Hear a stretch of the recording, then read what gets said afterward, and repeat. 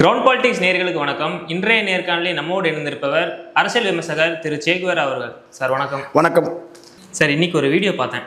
என்ன அப்படின்னா top 10 blast moment of Vijay அப்படின்னு போட்டு விஜய் அவர்களோட அந்த அந்த கரூர் ஸ்பீச்ல இருந்து ஒரு டைலாக் மாதிரி வாங்கின காசுக்கு மேல கூவாங்க சார் அப்படின்ற மாதிரி ஒரு டாப் 10 பிளாஸ்ட் மூமெண்ட்னு போட்டிருந்தாங்க. இதுல கேள்வி என்ன அப்படின்னா, முதல்வர் அவர்கள் ஆரம்பத்துல இருந்து இப்போ வரைக்குமே மீடியாவை சந்திச்சதே கிடையாது.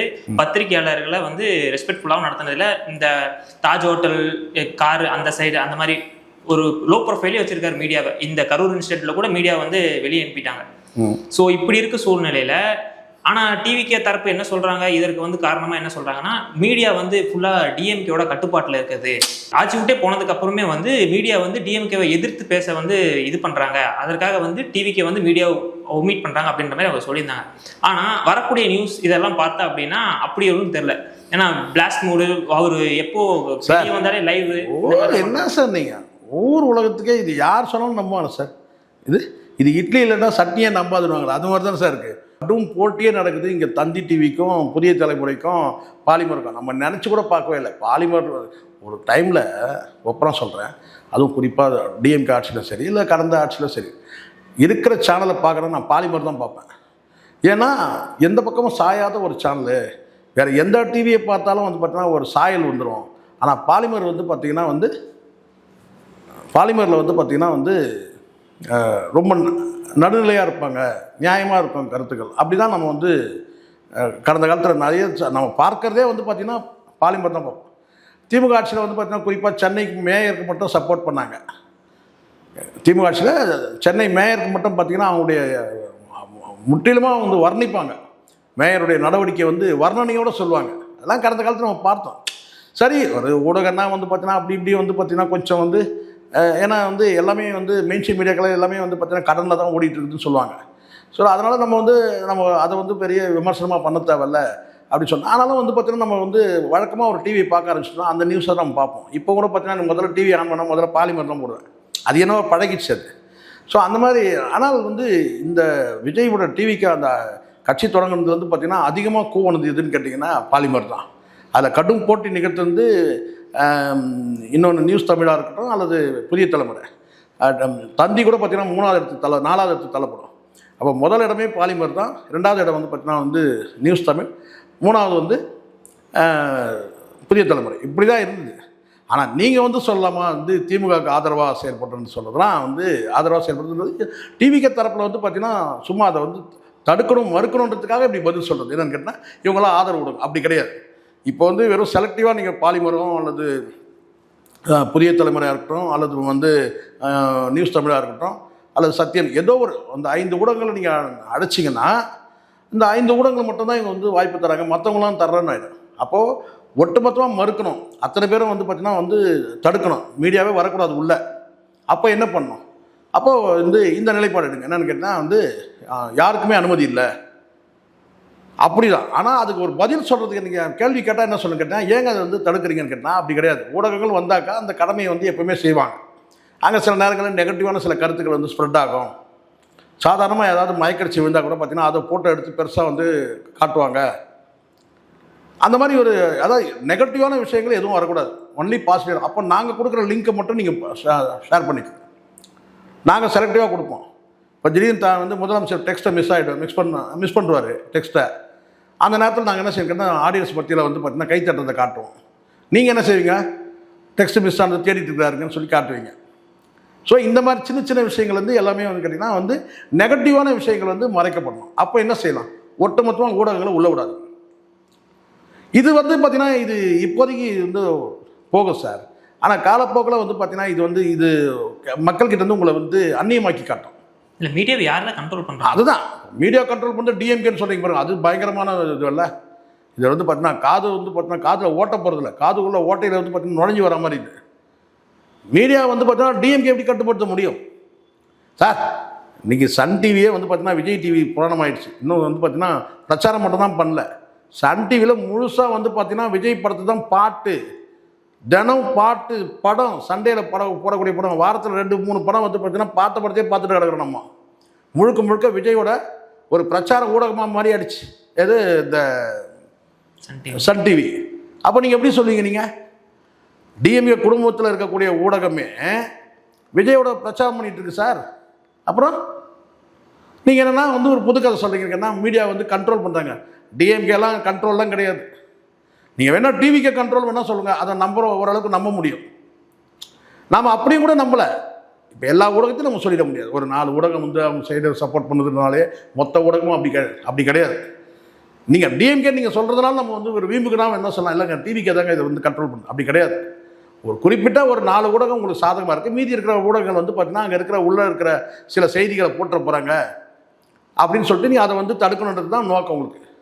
அப்போ நம்ம கொடுக்குற லிங்க்கை வந்து போட்டுட்டோம். இப்போ நீங்கன்னா அது பின்னணி மியூசிக் கொடுப்பீங்க, ஒரு பிஜிஎம் கூட போடுவீங்க, பாடல்கள் போடுவீங்க, இப்படி நீங்கள் வந்து கொடுக்குறத வந்து போடணும். அவ்வளோதான். ஊடகங்களாக வந்து வெளியிடக்கூடாது. திடீர்னு வந்து தொண்டையில் நீட்டுருவாங்கன்ற பயம் இருக்குது. ஒரு பக்கம் மைக்கு நீட்டி பைட் கேட்டால் என்ன செய்வீங்க? இப்போ ஊடகங்களை மதிக்க மாட்டேங்கிறாரு. ஊடகங்களை நீங்கள் வந்து அவாய்ட் பண்ணிங்கன்னா நீங்கள் அந்நியப்படுவீங்க. இது உண்மை. கடந்த காலத்தில் வந்து இதே அண்ணாமலை என்னென்ன பேச்சு பேசினாலும் உங்களுக்கு தெரியும். இந்த ஊடகங்களை குரங்குகள் சொன்னார். எவ்வளோ வார்த்தைகள் இருக்குது தெரியுமா அண்ணாமலை பேசுகிறது? இன்றைக்கி அந்த ஊடகங்கள் சப்போர்ட் தேவை. இன்றைக்கி ஒரு அரசியல் கட்சி தொடங்குறாரு. ஆனால் நமக்கு அதெல்லாம் ஞாபகம் வருது. ஊடகங்களை வந்து அவ்வளோ ஆணவத்தோட குரங்கு மாதிரி தாவறீங்க அப்படின்னு பேசினவர். இன்றைக்கி ஊடகங்கள் சப்போர்ட்டே கிடையாது. ஏதோ ஒரு அரசியல் கட்சி நம்ம வந்து ஒரு பேரை வச்சுட்டு ஏதோ ஓட்டுறாரு. ஆனால் ஊடகங்களை வந்து யாராக இருந்தாலும் சரி, எந்த கட்சியாக இருந்தாலும் பார்த்தீங்கன்னா ஊடகங்களை நீங்கள் புறக்கணிக்கக்கூடாது. விஜயகாந்த் வீழ்ச்சிக்கு காரணம் ஊடகத்தை புறக்கணிச்சது தான்.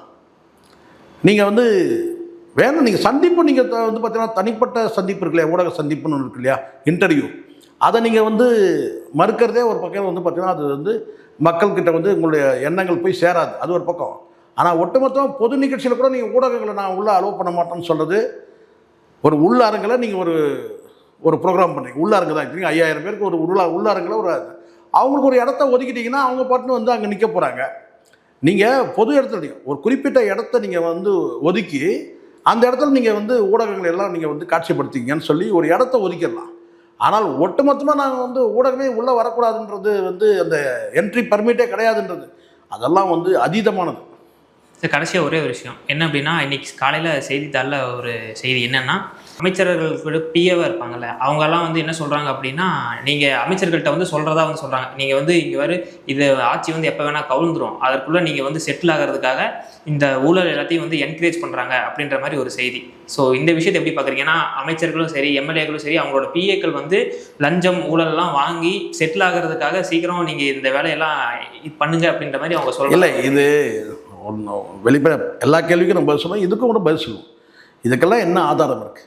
இப்படிலாம் நடந்ததுன்றது ஒரு யூகத்தின் அடிப்படையில் ஒரு கேள்வியை கேட்டு நாமளாக ஒரு கேள்வி கேட்டு அது பதில் சொல்கிறது சரியாக இருக்குது. அந்த மாதிரி ஏதாவது செய்தி வரட்டும். இப்போது இப்படி எடுத்துங்க, இப்போ வழக்கறிஞர் நியமனத்தில் முறைகேடு நடந்திருக்கு, ஒருத்தர் புகார் தெரிவிச்சிருக்கிறாங்க, நீதிமன்றத்தில் வழக்கே வந்து போட்டிருக்கிறாங்க, அந்த வழக்கம் கூட பார்த்தீங்கன்னா வந்து விசாரணைக்கு எடுத்துக்கிறாங்க சொன்னால் அப்போ வந்து பிரைமா ஃபேசிஸ் இருக்குதுன்னு அர்த்தம். பொருள் ஏதோ ஒரு ஆதாரம் அடிப்படையில். இப்போது இதை தாண்டி சில செய்திகள் இப்படி வருது இல்லையா, இதை வந்து நமக்கு குறைஞ்சபட்ச ஆதாரம் கூட இல்லாமல் நம்ம அதை எடுத்து பேசுகிறதே அது தப்பாயிடும். அப்போ ஏதோ நம்ம வன்மத்தில் பேசுவோம். இந்த அரசு வந்து பார்த்திங்கன்னா ஏதாவது ஒரு குறை சொல்லணும், குற்றம் சொல்லணுன்றதுக்காக இப்படி சொல்கிறாங்க. ஒரு சில செய்திகள் வெடித்து வெளியே வரட்டும், அப்போ நம்ம வந்து பேசலாம். இப்போ ஊழலற்ற ஆட்சின்னு சொல்கிறாருங்க. எப்படிங்க ஊழலற்ற ஆட்சி? ஒரு ரூபா கூட ஊழல் சொல்கிறாரு. ஆனால் இங்கே நடந்திருக்கிறத பாருங்கள், வழக்கறிஞர் நியமனத்திலே வந்து இவங்க வந்து ஊழல் பண்ணியிருக்கிறாங்க, பல கோடி ரூபாய் ஊழல் பண்ணுறாங்க, அது நீதிமன்றத்துக்கு வழக்கு போயிருக்கு, அதை சொல்ல முடியும். மக்களுக்கான விரோத திட்டங்கள் வந்து இந்த திமுக அரசு செய்திருக்குன்னு சொல்லுங்கள், அப்போ சொல்லலாம். சேலத்தில் பாருங்கள், குடிநீரே வந்து பார்த்திங்கன்னா இவங்க வந்து தாரை வார்த்துருக்குறாங்க அப்படின்னு நம்ம சொல்ல முடியும். ஸோ இந்த மாதிரியான விஷயங்கள் வந்து ஒரு ஆதாரமான விஷயங்கள், ஏதாவது மினிமம் ஆதாரம் நான் சொல்கிறேன், மேக்சிமம் ஆனால் மினிமம் வந்து பார்த்திங்கன்னா ஒரு இதுதான், ஏதாவது ஒரு ஆதாரம் தான் நம்ம பேசலாம். பட் இந்த அமைச்சர்களுக்குள்ளே இது நடக்கிறது. ஆனால் ஒன்று மட்டும் சொல்கிறேன் சார், அரிஸ்டாட்டில் சொன்ன வார்த்தை தான் நான் இங்கே சொல்கிறேன். அரிஸ்டாட்டில் சொன்ன ஒரு வார்த்தை என்ன தெரியுங்களா?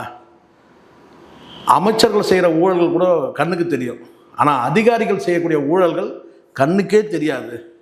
இதை நான் சொல்லலை, அரிஸ்டாட்டில் எத்தனை நூற்றாண்டுகளுக்கு முன்னாடி வாழ்ந்தவர். அவர் சொல்கிறார், அரசு அதிகாரிகள் செய்யக்கூடிய ஊழல் கண்ணுக்கு தெரியும், ஆனால் அதிகாரிகள் பண்ணக்கூடிய ஊழல் வந்து கண்ணுக்கே தெரியாதுங்க. அதனால் என்னை கேட்டால் வந்து முதலமைச்சர் அப்பாவியாக இருக்கிறாருன்னு நான் நினைக்கிறேன். காரணம் என்னென்னா, ஊழலற்ற அரசுன்னு சொல்கிறார்ல, ஒரு ரூபா கூட இந்த ஆட்சியில் ஊழல் இல்லை சொல்கிறார்ல, அதெல்லாம் கிடையாது சார். இவர் மட்டும் இல்லை சார், யார் வந்தாலும் ஊழலை ஒழிக்க முடியாது. எங்கேயோ ஒரு இடத்துல வந்து மறைமுகமாக கைமாறிட்டு தான் இருக்கும். நம்ம துறை குறிப்பிட்ட துறையை நம்ம சொல்ல வேண்டாம், அது இந்த துறையில் தான் எங்கேயோ ஒரு இடத்துல இந்த இப்போ நம்ம பேசிகிட்டு இருக்கிறோம் பார்த்தீங்களா, இந்த இடைப்பட்ட நேரத்தில் கூட பார்த்தீங்கன்னா கைமாறிட்டு தான் இருக்கும்.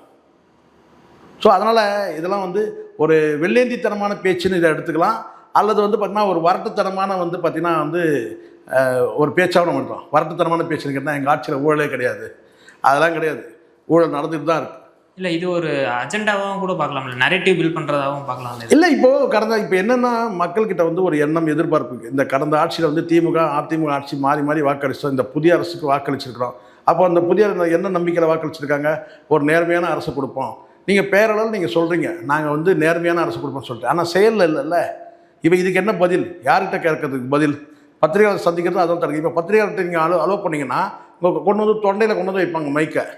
இந்த வழக்கறிஞர்கள் வந்து இந்த ஊழல் சொல்கிறாங்க, இந்த வழக்கறிஞர் நியமனத்தில் முறைகேடு சொல்கிறாங்க, ஊழல் சொல்கிறாங்க, அதுக்கு இங்கே உங்கள் பதில் என்ன?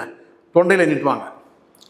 இப்போ நல்லா ஒன்று புரிஞ்சுக்கணும், விஜய் மட்டுமே கிடையாது, பத்திரிகையாளர்களை யாருமே சந்திக்கிறது இல்லை. அதுவும் குறிப்பாக இந்த ஆதவர்ஜனா வந்து ஓவராக பேசி மேடையில் பேசி இப்போ வந்து யாருமே பத்திரிகையாளர் சந்திக்கிறது இல்லை. இப்போ ஒரே நபர் வந்து இந்த நிர்மல்குமார் ராஜ்குமாரும் சந்திக்கிறாங்க.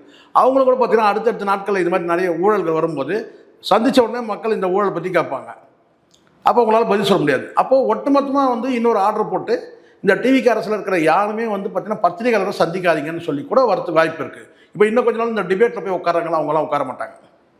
இப்போ டிபேட்டில் போய் உட்காடுறாங்கல்ல, அங்கே போய் அதில் இருக்கிற சில பேர் வந்து பார்த்திங்கன்னா இந்த டிவிக்கு அரசுக்கு ஆதரவாக பேசுகிறதா நினச்சிக்கிட்டு இது நம்ம தளபதி அரசுக்கு நம்ம முட்டு கொடுக்கணுன்ற அந்த எண்ணத்தில் போய் உட்காந்து இன்னும் அம்பலப்படுத்திட்டு கிடறான். பேச தெரியல பல பேர் நான் பார்க்குறேன்.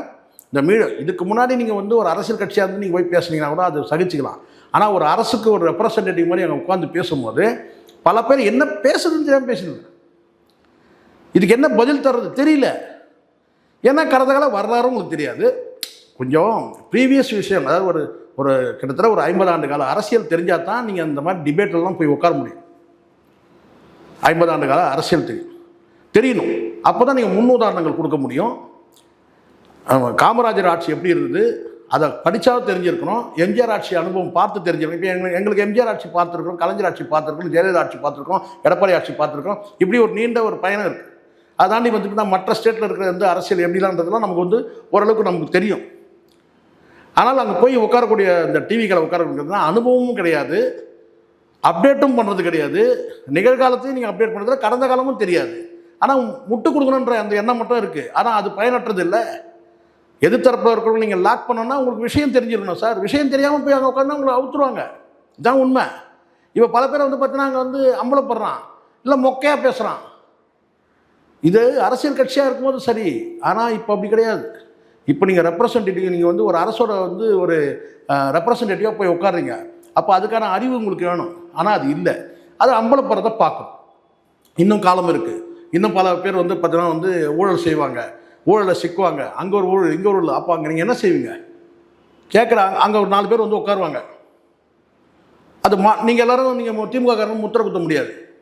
பத்திரிகையாளர்கள் வந்து நீங்கள் திமுக செந்தில் வேலுக்கு நீங்கள் முத்திரை குத்தலாம், ஏன்னா செந்தில் வேல் வந்து அக்மார்க் அண்டான்றது ஊருக்கே தெரியும், சரிங்களா? திமுக ஆதரவாக தெரியும். ஆனால் நீங்கள் மற்ற நபர்கள் எல்லாரையுமே நீங்கள் வந்து திமுக ஆதரவாக சொல்லி நீங்கள் முத்திரை குத்தி அப்படி பேச முடியாது. பல கேள்விகளுக்கு பதில் சொல்லணும். அப்போ அங்கே பதில் சொல்ல முடியாமல் நீங்கள் விழிப்பிதிங்க நிற்பீங்க. அமைச்சர் முட்டு கொடுக்கணுன்ற எண்ணம் மட்டும்தான் உங்களுக்கு இருக்குமே தவிர அந்த முட்டு எப்படி கொடுக்குதுன்னு தெரியாது. அது ப்ரீவியஸ் வந்து அரசியல் தெரிஞ்சிடணும், முன்னாடி உள்ள அரசியல் தெரிஞ்சிருந்தால் நீங்கள் பேசலாம். ஏன் இந்த அரசு பணி விஷயத்திலேயே எவ்வளோ மேற்கோள் காட்டியிருக்க முடியும். கடந்த காலத்தில் வந்து மகாமகம் அந்த கூட்ட நெரிசல் இறந்தவங்களுக்கு வந்து அரசு பணி கொடுத்தாங்களா? கொடுக்கல. ஆனால் அதே ஜெயலலிதா வந்து இவர் இந்த காஞ்சிபுரம் கோயிலில் வந்து வெட்டுப்பட்டு இறந்தார்ல, காஞ்சிபுரம் பெருமாள் கோயிலில் வந்து வெட்டுப்பட்டு சங்கர்ராமனுடைய வெட்டுப்பட்டு இறந்த அந்த படுகொலைக்கு அவங்களுடைய மகனுக்கு வந்து பணி வாய்ப்பு கொடுத்தாங்க. ஆனால் அந்த 59 பேருக்கு பணி வாய்ப்பு இல்லை. ஆனால் இங்கே இந்த பணி வாய்ப்பு கொடுத்தாங்க. அதே மாதிரி நீட்டில் வந்து பார்த்திங்கன்னா வந்து அவங்களுடைய தம்பிக்கு வந்து பணி வாய்ப்பு கொடுத்தாங்க. ஆனால் அதே சமயத்தில் இன்னும் பல பேர் இறந்தாங்க, கொடுக்கல. ஸோ இப்படி நிறைய மேற்கோள் காட்டியிருக்க முடியும். இந்த அரசு பணிக்கே வந்து பார்த்திங்கன்னா கொடுத்தும் இருக்கிறாங்க, மறுத்தும் இருக்கிறாங்க. ஸோ இதெல்லாம் மேற்கொள்ளும். அப்போ அந்தளவுக்கு அங்கே போய் பேசக்கூடிய டிபேட்டில் போய் பேசக்கூடியவங்களுக்கு நாலேஜ் இல்லை. நல்லா தெரியுது எனக்கு. டிவிகே தரப்பில் போய் பேசுகிறவங்களுக்கு வந்து என்ன பதில் சொல்கிறதுன்னு தெரியாமல் அங்கே திக்கி திணறதை பார்க்குறோம். அது இப்போவே இப்படின்னா இன்னும் போக போக என்ன ஆகும் நிலைமை? ஸோ அதனால் இப்போ நீங்கள் ஒரு கேள்வி கேட்குறீங்க, சார் இந்த மாதிரி ஒரு வேர்டு சொல்லுங்க சார், அதுக்கு ஆதாரம் இல்லாமல் நம்ம சொல்ல முடியாது.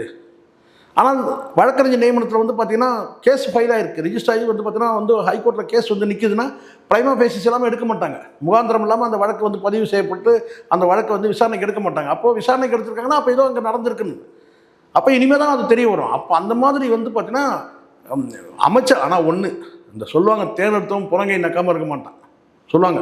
தேர்ந்தெடுத்தவன் கொஞ்சம் வந்து அந்த முட்டியை நக்கி பார்ப்பான்வாங்க. அந்த மாதிரி, ஏன்னா இது வழி அப்படி தேர்தல் எடுக்கிறவன் அந்த வழியை போது பார்த்தீங்கன்னா இங்கே இருக்கும். ஸோ அந்த மாதிரி வந்து தான் இங்கே வந்துட்டீங்க, எம்எல்ஏ வந்துட்டீங்க. நீங்கள் சும்மா நான் வந்து அப்படியே எல்லாம் அக்மார்க்கு நான் வந்து நேர்மையானவனா நீங்கள் சொல்ல முடியாது. அது அப்படியே நீங்கள் சொன்னாலும் கூட பார்த்தீங்கன்னா நீங்கள் அதை வந்து இப்போ வந்து முதலமைச்சர் வந்து பார்த்தீங்கன்னா உடனே சர்டிஃபிகேட் கொடுக்க முடியாது. காலப்போக்கத்தெல்லாம் தெரிய வரப்போகுது. இப்போதையும் நெஞ்சு மாறு தட்டிக்கலாம். கிங்காங் வந்து பற்றி எப்படி மாறு தட்டும் பாருங்கள், கிங்காங் இது மாறு தட்டிக்கலாம், நாங்கள் நேர்மையான அரசு. இனி போக போகாதுன்னு தெரியும். இப்போது ஒரு விஷயம், நீங்கள் என்ன சொல்கிறீங்க, ஏதாவது திட்டங்கள் வந்து ஃபண்டு இல்லைன்னு சொன்னால் ஒரு 6 மாதம் நீங்கள் டைம் கேட்குறீங்க. ஏங்க இந்த திட்டத்தை நிறைவேற்ற 6 மாதம் டைம் கொடுங்க. இந்த திட்டத்தை ஏன் என்ன 6 மாதம் டைம் கொடுங்க. இந்த திட்டம் என்ன ஃபண்டு இல்லைங்க, 6 மாதம் டைம் கொடுங்க. இதுக்கெல்லாம் 6 மாதம் டைம் கேட்குறீங்க. என்னங்க அமைச்சருடைய நடவடிக்கை அப்படின்னா நேர்மையாக இருக்கிறாங்க. இது வரைக்கும் ₹1 ஊழல் கிடையாது. இல்லைங்க சார், 2 மாதம் தான் இருக்குது, ஒரு 6 மாதம் விடுங்க. ஒரு 6 மாதம் போனது அவங்க நிலைமையும் தெரியும். இப்போது இந்த விஷயத்துக்கு மட்டும் 6 மாதம் டைம் கேட்குறீங்க. ஆனால் இது மட்டும் ஓடி வந்து என்ன சரி கேட்டால் வந்து பார்த்தீங்களா ₹1 கூட அமைச்சர் வந்து பார்த்தீங்கன்னா ஊழல் பண்ணல, லஞ்சம் வாங்கலை அப்படின்னு சொல்கிறீங்க. அப்போ நாம் சொல்கிறோம் 6 மாதம் வெயிட் பண்ணுங்கள், அப்புறம் தெரிய தானே போகுது. அந்த 6 மாதத்துக்குள்ளே தெரிஞ்சிருச்சு இப்போது. ஆனால் இதை பேச மாட்டீங்க. அது காரணம் ஊடகங்களை வந்து மறுக்கிறது. ஊடகங்கள் நீங்கள் எவ்வளோ ஜெயலலிதா அவர்கள் கூட ஊடகங்களை சந்திச்சிருக்காங்க. நீங்கள் ஊடகங்களை வந்து நீங்கள் மறுக்கிறதுன்றது வந்து பார்த்தீங்கன்னா இது அப்படியே போனால் மக்களுக்கே வந்து பார்த்தீங்கன்னா வெறும். ஏன்னா மக்கள்கிட்ட இருக்கிற அந்த கேள்வி தான் சார் ஊடகங்கள் கேட்க போகிறாங்க. எல்லா ஊடகங்களும் வந்து பார்த்தீங்கன்னா உங்களுக்கு சொம்படிக்கணும்னு நீங்கள் நினைக்க முடியாது. எவ்வளோ நாளைக்கு இந்த 4 ஊடகங்கள் பேசிகிட்டே இருப்பாங்க. ஒரு கட்டத்துக்கு மேலே மக்களும் வந்து பார்த்தீங்கன்னா ஐயோ புறந்துட்டுருவாங்க. இதுவா இது வந்து வந்து டிவிக்கு சப்போர்ட் பண்ணும்பா, இந்த டிவி அந்த டிவி படி டிவி கேக்கு சப்போர்ட் பண்ணும். சாதாரண மக்கள் பேசுகிறாங்க. இன்றைக்கி பாலிமர் டிவியை வந்து ஏழை எளிய மக்கள் எல்லாம் பார்ப்பாங்க. இன்றைக்கி வந்து பாலிமர் டிவி என்ன சொல்கிறான்னு கேட்டால் இது வந்து ஆட்சிக்கு வந்து சப்போர்ட் பண்ணுற டிவி, இது அப்படி ஒரு பேர் போகுது. ஸோ அதெல்லாம் பொறுத்து வந்து பார்க்கலாம் என்ன நடக்குது.